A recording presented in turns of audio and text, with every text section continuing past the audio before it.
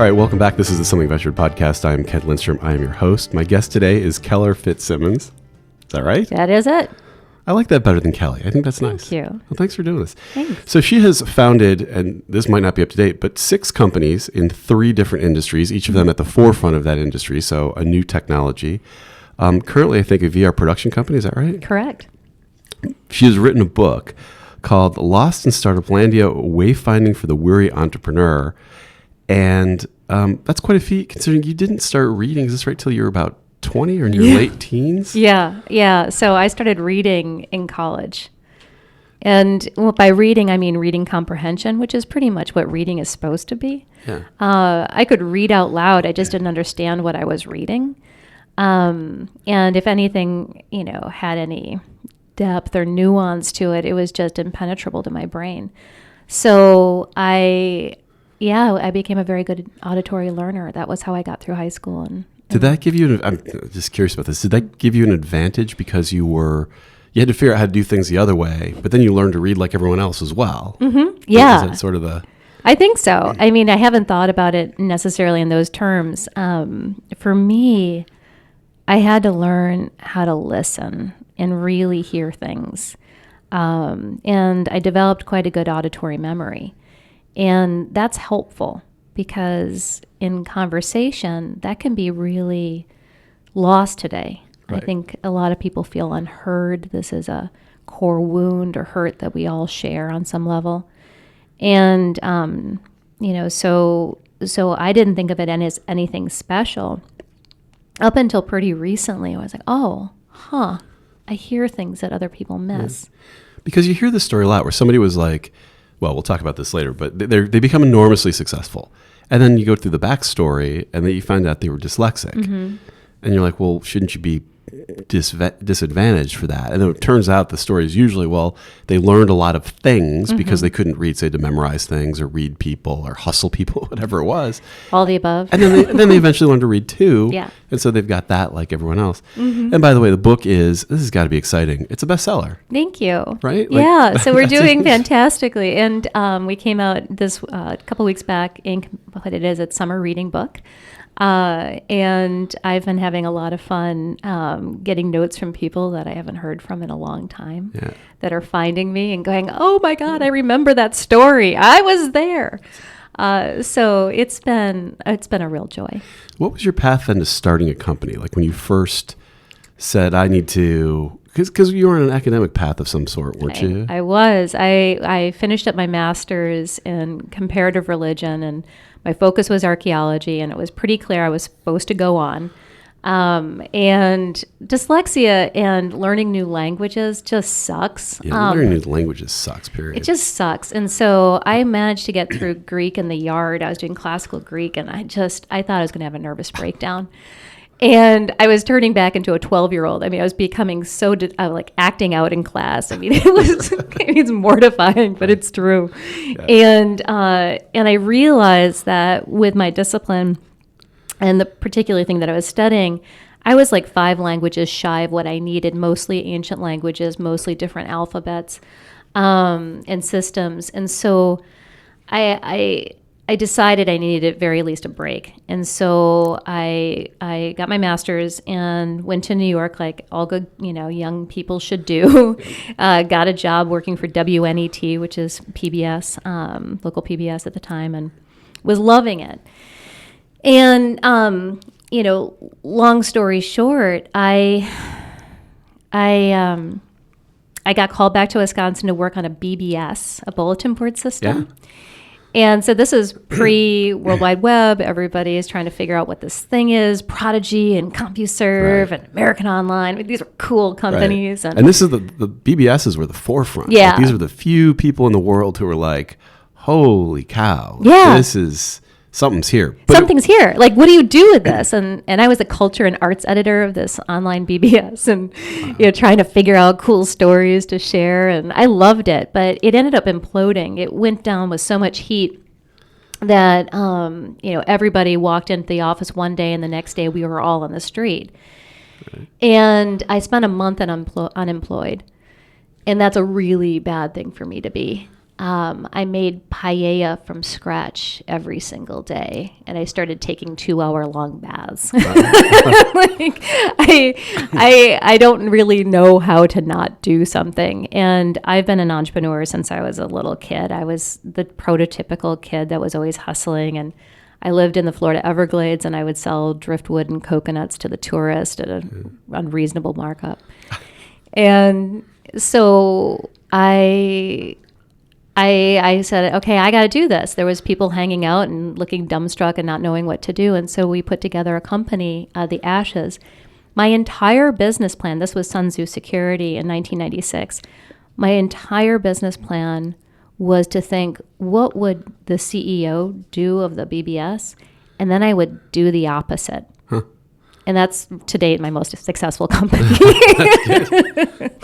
I think that's how Sammy Hagar says he writes music. He listens to other music, gets it wrong, and then that's the song. He misinterprets what they're...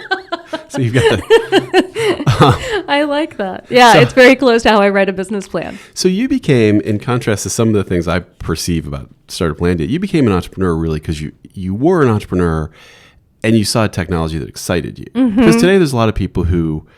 At the time, I would say being an entrepreneur wasn't really the fantasy thing we have today, right? Totally. It's Mark Zuckerberg. You started your own thing. You've got the private jet. Like, that's not true, but right. That's a perception. It's a perception, yeah. and it's bringing a lot of people out here that, this is going to sound rough, but really have no business being out here because they have no sense of what it actually takes and how hard it is. And the fact of people that opt in and stay in, and that's really what the core of the book is about, is how do you stay in it because it sucks so badly.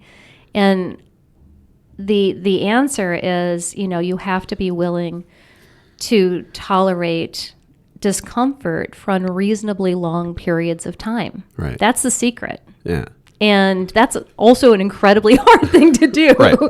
And so if you're coming out and you think you're going to be flipping companies and you're going to be making mad money and, everybody wants your, be around your mojo, you're going to be really lonely fast, and really unsuccessful. And so that's the other piece of it, is how do we cope with it when our ego and who we think we are hits the wall, and we can't pretend anymore that that's who we are. So what happened to you? Like, what was the moment? Because to write a book seems like it's a fairly big undertaking. Something must have really hit you at some point, like pretty hard. Like, what was the moment that was, obviously you're quite successful now, but what was the moment where it was like, this is rough? Well, it's funny because that's part of the illusion, right? Is that we sort of, once we're successful, we're always successful. And that these things are all in the nice, far away past where I can think about them and have perspective. And some of it is. So the main story that is the story arc behind the book is at 29, I got caught up on the wrong side of the dot-com crash. I was personally guaranteeing $5 million in debt, and my loans got called. Yeah. And I spent 3 years working it out. And you had like 6 or 7 million, so it was no problem. Yeah, it was no problem. Yeah. I had a condo with maybe 50,000 in equity. Right. Like it was really, it was dark. Yeah. I did not know how I was going to get out of it. And I was suicidal. I had suicidal ideation almost every day, thinking about, creative ways to off myself so that we could, have the insurance take care of this. Right. I felt, this just incredible shame, and I hid from everyone. Only 2 people at the time really knew what was going on. One was my father, and one was my co-founder. So it was the real heart of why I wrote the book, but it wasn't the impetus. The impetus came where, if you saw me on paper, you'd think, holy gosh, she's so successful. We had just started a virtual reality production company. Our first piece, Across the Line, premiered at Sundance, and then for the next 18 months toured the world.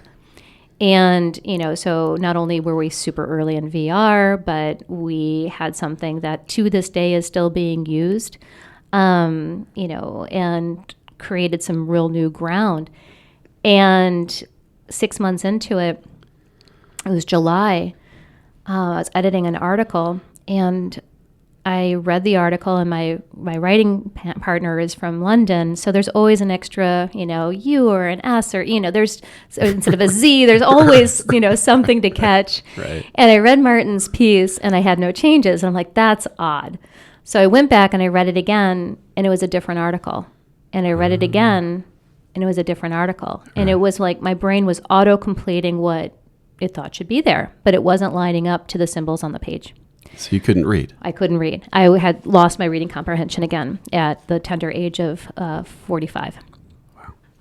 So I was very, very sick. I was in bed over the course of 6 months. I had to resign all my boards. I had to stop. I had to take a sabbatical from work. And I struggled with, who am I if I'm not an entrepreneur? Like, who am I? And that collapse of identity was terrifying. And there's just no way to sugarcoat it. It was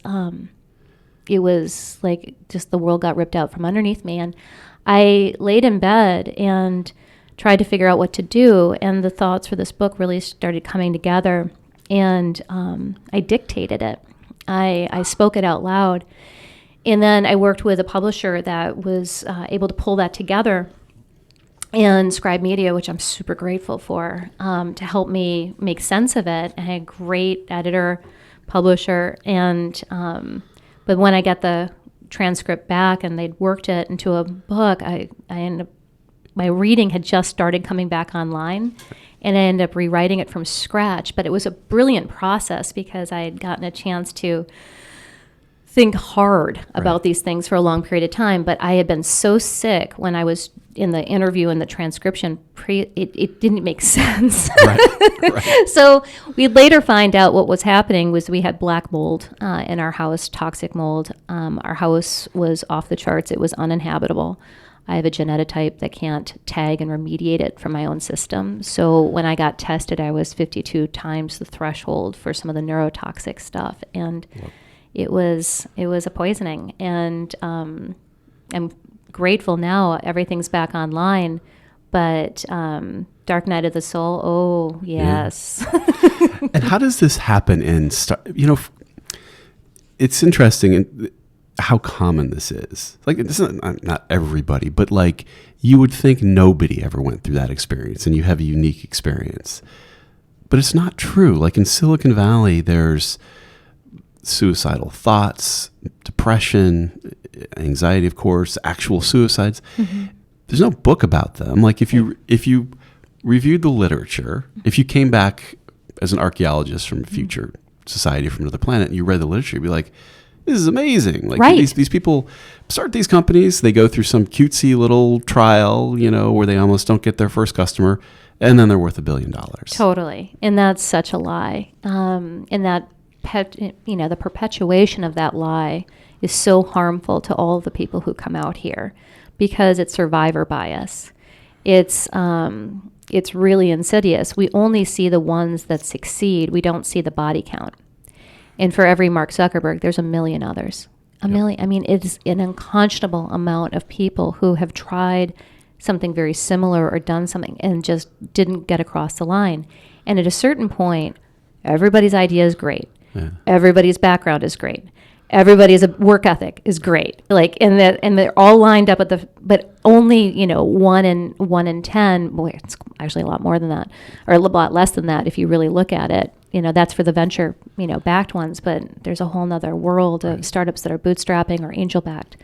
So it's this the survivor bias where we really don't see the reality of the game. Yeah, and the outcome, I guess what's interesting is the outcomes are so different. Just because of the way the math works, like Mark Zuckerberg is worth 10,000 times more than you are. Mm-hmm. But he's not, no one is 10,000 times more competent. It's just, that's not how human performance works. Right. It's not logarithmic. Like somebody could be probably 50, maybe 100% better than you. I don't know. They could work, mathematically, if you work 10 hours a day, they could work 100% more than you. Mm-hmm. But the outcome is, once you blend in the luck and all the things that happened, 10,000x. Right. So people are gunning for something that just seems mathematically impossible. Right. And yet they do it. Well, and the other mistake is they think, oh, well, let's reverse engineer, Steve Jobs and Mark Zuckerberg and Jeff Bezos. Let's figure out what the secret elixir is of entrepreneurs, and then they try to tout these traits and personality quirks as the magic. And actually, a lot of that is what gets in their way. Right. That's not what made them successful. It's the law of large numbers. Somebody gets to be them. Right. Whether they're assholes or not, excuse my language, is irrelevant. And that's not the quality that you want to become, because you can be incredibly financially successful and still fail as a human being. And that's the thing that I really want to start a conversation around, is that, being out here is hard. Raising capital is hard. The level of rejection is hard. And it's easy to blister up and puff ourselves out. And then when we have some success, entrench into the belief that we're the magic. Right. And that's deadly. Right. We're all part of constellations. And something has to, I was thinking about this when I was kind of preparing for this, that you don't just fail and go through this pain. Something has to succeed a little bit first. So in other words, if you just tried like 5 things and they failed, that's just kind of running experiments. It's iteration. That's not failure. And Right. that's part of the collapsing of language that makes me so angry out here. People be like, fail fast, fail often, fail on somebody else's dime. And there was someone who was in a coffee shop who said that to me, and I said, F you. Like, I just said it right. Like, this is not okay. Yeah. That is making little of something for someone that could be an identity collapse, Right. a full-on loss, something heartbreaking that needs to be grieved. And that doesn't happen fast. Well, iteration is totally different, and it's the wrong word. That is not failure. Well, and it's not, that's a great way of, I guess the thing that I'm thinking is that if you think about, they're comparing it to like science, where you say, okay, I think something is going to cure cancer, and so I'm going to pour some, whatever, compound 1, compound 2, compound 3. Mm-hmm. So what? Like if 1, 2, 3 don't work, those are kind of failures, but not really. And I think failure, again, is the wrong word. It's data. That's Right. all it is data gathering. And that's good information. It's not a failure at all. You found out what didn't work. Right. And that is the backbone of good science. The problem is that we're human, and it's very hard to be objective. And with ideas, we tend to collapse our ideas and our identity. So if our idea isn't quite right, it's not that you're calling my baby ugly. You're calling me stupid. And that's when we get into real trouble, is trying to separate that out. And it gets worse if you've got time in. So if you've been in a startup and the startup's name and you're the CEO or the co-founder, you're known as that person.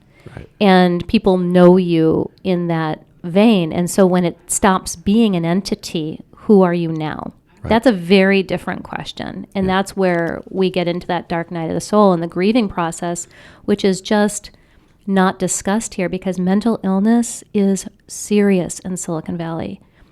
I'm sure you saw this. UC Berkeley came out with a study in which they looked at entrepreneurs specifically as a group, and it was a large sample size, and they found that we were 3 times more likely to suffer from anxiety, depression, bipolar, and ADHD.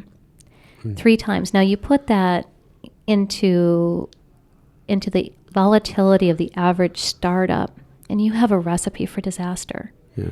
And yet there's no wellness programs that are complementary to any of our accelerators. There's no trauma specialists that are hanging out saying, what, we're here for you if something goes sideways. That it's like you're supposed to survive this and become better for it. And nobody's there to help you. Oh, and by the way, don't talk about it too much, because if you do, you're going to kind of, you're going to ruin the mood. You're going to be a Debbie Downer. It's just like, who do you talk to? Who, and you don't want to hurt your reputation. That's all you have out here. So it's this catch-22 of identity crisis and lack of available resources and lack of empathy here in the Valley that really, I think, is dangerous. And it proceeds too. I was thinking about how this happens in a company.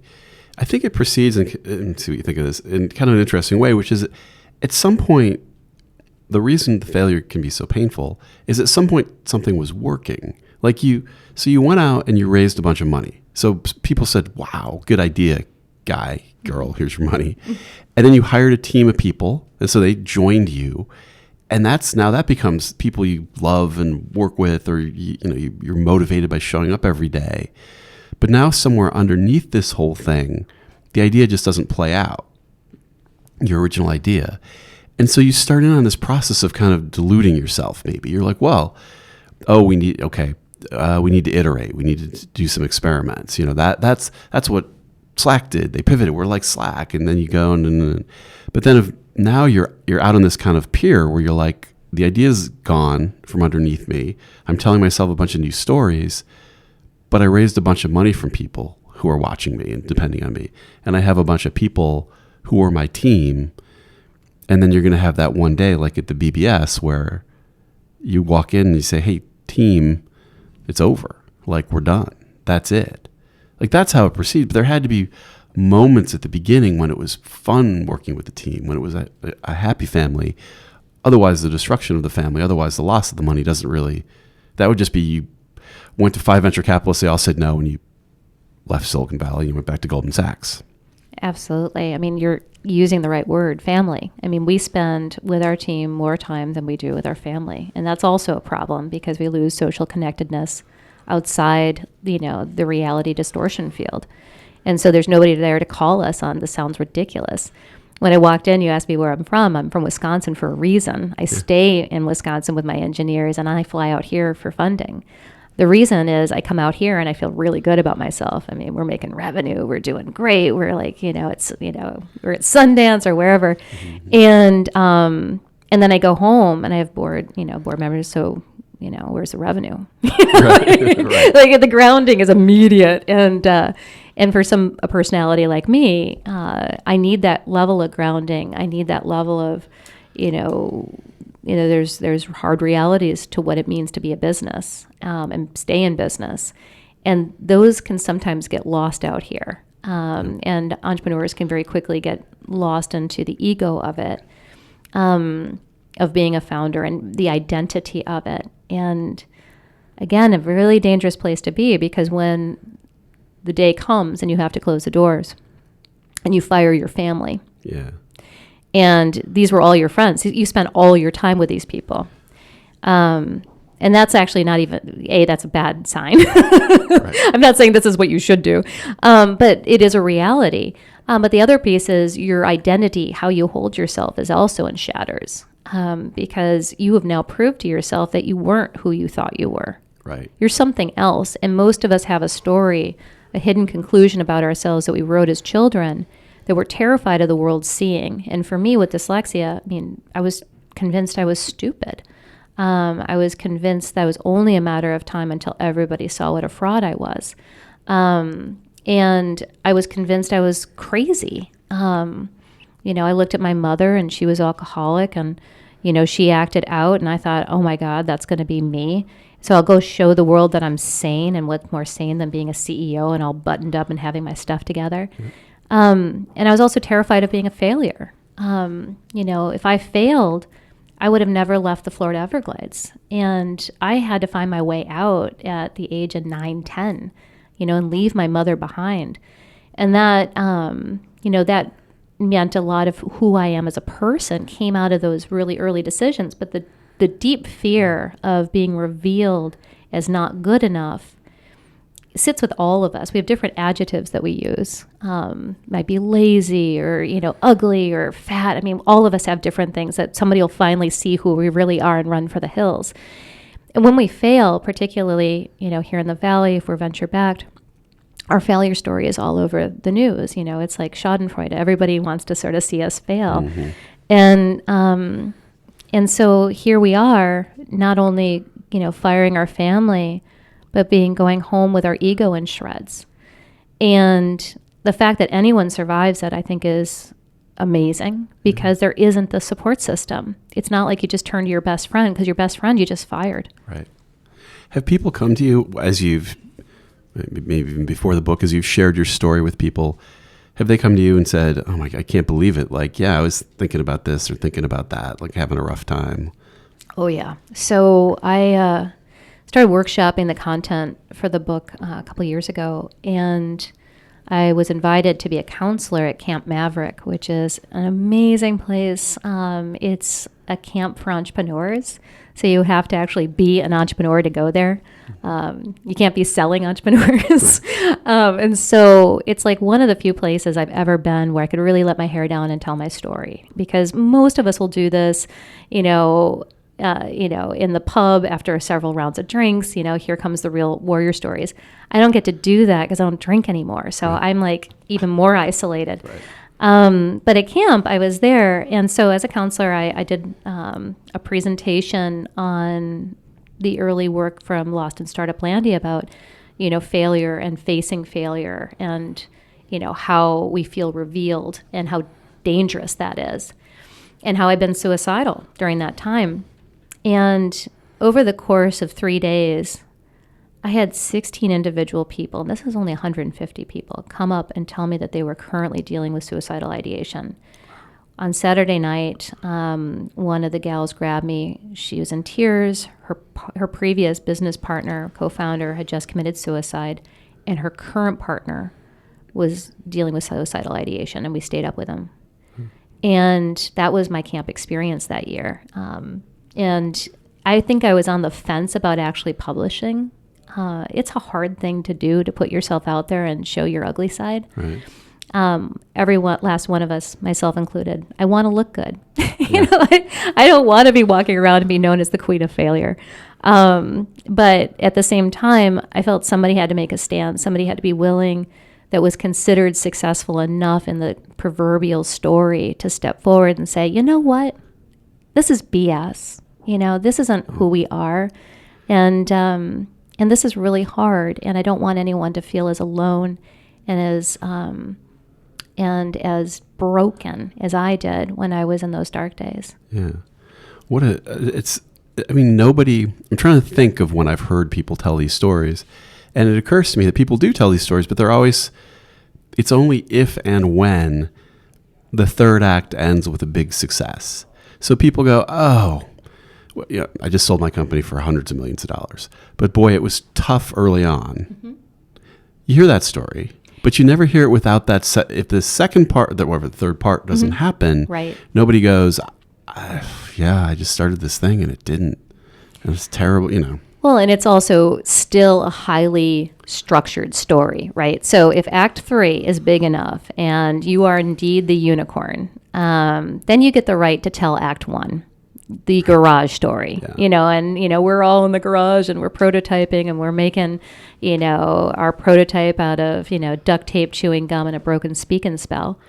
And the real story of Act 2, which is 99% of the story, which is where conflict and struggle happens, that usually only in the pub, and usually only when somebody's really drunk or high, or all of the above out here. And the fact of the matter is, Act 2 is what entrepreneurship is about. Right. The other two are bookends. Yeah. And all the action is in here, and yet that's the missing story. So that was why I felt a real need to get into the guts of Act 2 and talk about the stuck spaces. And these are well-known territories. Like, everybody's got the recipe to success. Like, if you just do these 5 things, and then watch my Mega Millions training, you too can be a success. Right. And I just want to hurt these people. And because the truth is, there is no path to success. It really is an alchemy of our own special strengths, the things, the timing, our giftedness, the people that we attract to us. There is just an infinite amount of stars that need to align for us to really be successful on this level. But the flip side is that there are some true surefire ways to fail.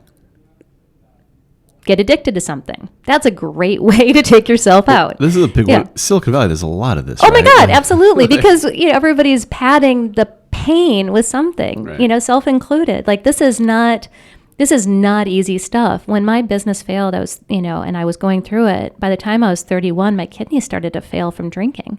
So I've been sober in the alcohol sense for 17 years. But that doesn't mean that I don't pad it and do other things. I cross-addicted almost immediately to work. Mm-hmm. I worked myself to death. And that was why I got so sick. The black mold was just the top of a 10-year health crisis that I went through as my adrenals started failing. Yeah. From 100-hour work weeks, because that's what we do. And there's like an exercise thing in Silicon Valley too. Of somebody pointed this out to me, where they're like, "Yeah, that people package some of the. It's probably not the worst thing to be addicted to, but they package it up as like, oh yeah, I'm like really type A, getting to a guy peak performance. They're like, no, I think they're just addicted to it. To it is. Cover the. Yeah, it is. I mean, the key thing: when do you know you're addicted? Is it getting in the way of your social connectedness?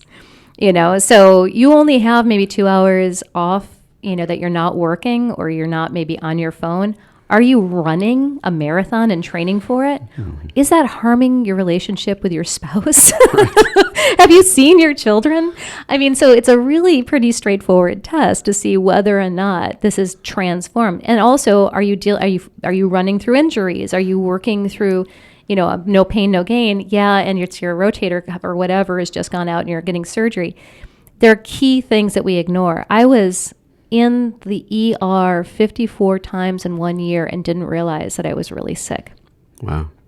Because I had a board of directors that was counting on me. I had taken venture capital. I was in my Series B. That was not okay. So the reality distortion field, yep. I couldn't see that I was on the verge of a full-on meltdown because I didn't want to believe that to be true.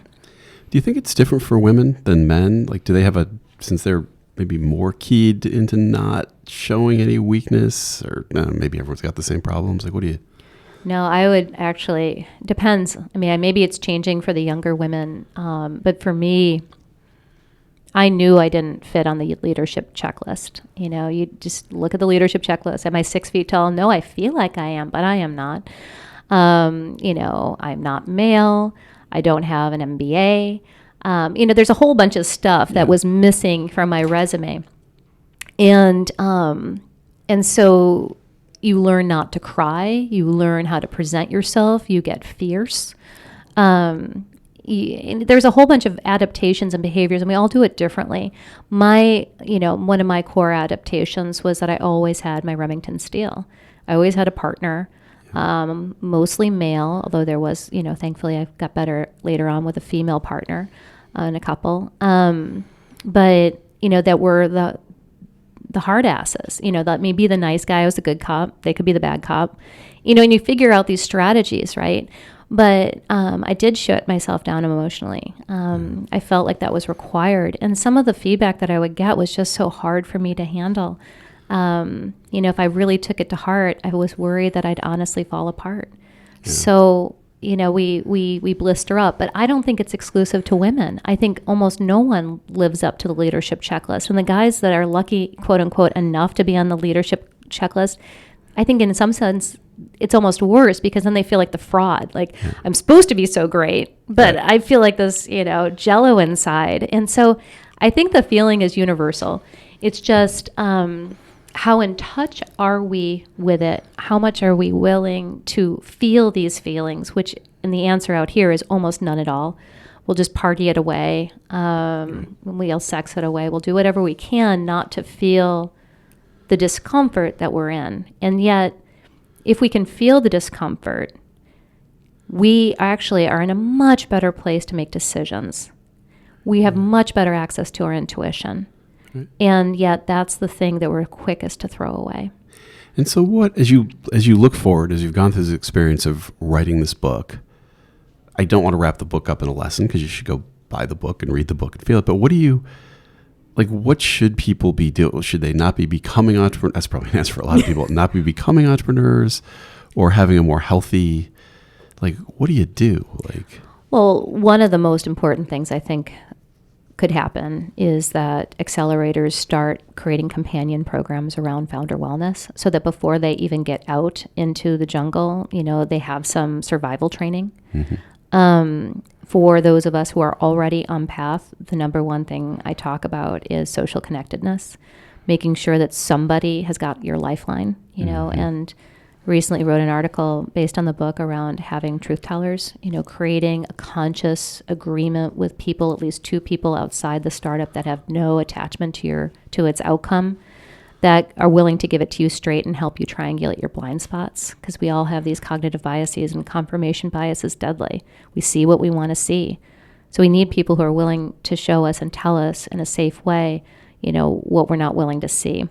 And then the final piece is there's two aspects that make us successful. One is luck, and the other is decision making. Can't do a damn thing about luck, but decision making is a learned skill. It is a science. And I didn't know that until my 40s. I thought I was a great decider, but geez, it's probably all luck because I didn't have a process. Maybe I did a pro and con list occasionally, but I didn't, triangulate, check my emotions, see what was really driving the decision. And if I look back, almost every one of my decisions at its core was basically designed to make me look good, which is not the right decision ever. Right. I might have gotten lucky, but the more painful, the more discomforting, the more a decision may make you look bad. More often than not, that's the right decision. Right. And we'll do anything to avoid it. It is amazing how long in Silicon Valley, people have probably done work on this or thought about it more, how long you can sort of tell yourself stories. And because there's this whole set of stories. I think it's from that thing where you've got success in the final act, and then in the early act you had a problem, and you either pivoted or you iterated or you gutted it out or you came within one payroll. You can always find one of those stories to kind of tell yourself to sort of keep running into a wall that maybe you don't have the third act. You never have, 9 times out of 10, of course you don't have the third act. Only the third acts get told. Well, and if you quote unquote think you've got the third act. So when I exited one of my companies and the check hit the bank and it cleared my debt, and I was like, oh my gosh, I did it. What did I do? Within 30 days, I started my next company because I didn't feel like I actually earned it. I felt like I'd really screwed up. I'd gotten lucky. And now this one was going to prove not just to me, but really to my father. Because of course, it's like we all have that person and that we are out there to impress. In my case, it's my dad. This one, I'm gonna kill it, and I'm gonna prove that I'm an entrepreneur. And that was one of the worst decisions I ever made. And did I have a process? Oh, hell no. It's just like, did anybody stop me? No. That's what you do if you're a serial entrepreneur. You just jump back into the game because that's where your identity is. Right. I wasn't ready to be a mother yet. I had a year-old at that time, and I was pregnant with my next daughter, and the thought of being a full-time mother with money in the bank and, this nice story, that would appeal, you would think, to a normal human being. You would think. But I ended up raising our Series A for the company Harkin while I was 9 months pregnant with Riley. I went to the hospital, had a C-section. 3 days later, I'm in Chicago signing the paperwork to get the cash. Wow. Who does that? I guess you did. Well, it's just not mentally stable. Right. It just isn't. But we tell it like, oh my God, good for you, girl. And I remember my funders, my investors being like, this just shows her dedication. This is why we invest in women. It's like, yes, because this woman particularly is crazy. There's always a story. I'm so glad you shared this story with us. How do you feel now? Successful company, best-selling book. Yeah. Like, how are you feeling? Well, I'm out here with my Aunt Miriam, who is featured in the book a lot. And part of the reason why she's out here with me is I'm still getting my land legs. I still am having a lot of time with social anxiety. I was basically not hanging out with anyone. Including my Aunt Miriam. I just was very tight. My immediate family in Milwaukee would see me for the last 3 years. And part of that was because I had memory deficits. I was scared of seeing people and not remembering our last conversation. I was slurring words. And I didn't sound and I wasn't acting like me. And I didn't want my image ruined. So what did I do? I locked myself in a bedroom and hid, which is part of the reason why I'm out here telling this story, is because I know there's people locked in their bedroom and hiding right now. Right. And that's who I'm hoping to reach with the book and with these conversations. So how am I feeling right now? My back is out. It's been in spasms. It's, I'm trying to talk about, your ugly side when you've been trained, all my life I've been trained to show you my game face, Right. The put together piece of me.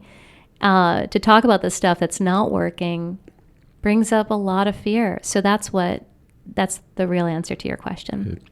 So how do people get not in touch with you, but follow you? Or Yeah. Obviously, they can get in touch with me. I don't wish to, again, isolate myself. This is designed to be a much broader conversation, and there are people who, will want to reach out to me directly. So I'm available on LinkedIn. I also use Twitter. I try to keep my social media very low as much as I can. Yep. It's just, I find it overwhelming. Occasionally I'll post to Instagram, but very rarely. Yep. And I don't do Snapchat. I don't snap. That's probably healthy. Yeah. Well, I've got 2 kids and I get to see what that looks like. Yeah. And my daughter took 250,000 snaps last year. And wow. I sent her to camp and took away her phone. Yeah. Yeah. It seems like too many. Yeah, it might be. Maybe 1 or 2 less would be healthy. Yeah. And of course, everybody should buy the book, Lost in Startuplandia. Thanks. It's an important topic. Thanks so much for spending this time. Thank you so much for the invitation. I appreciate it. My guest has been Keller Fitzsimmons. This is the Something About You podcast. See you next time.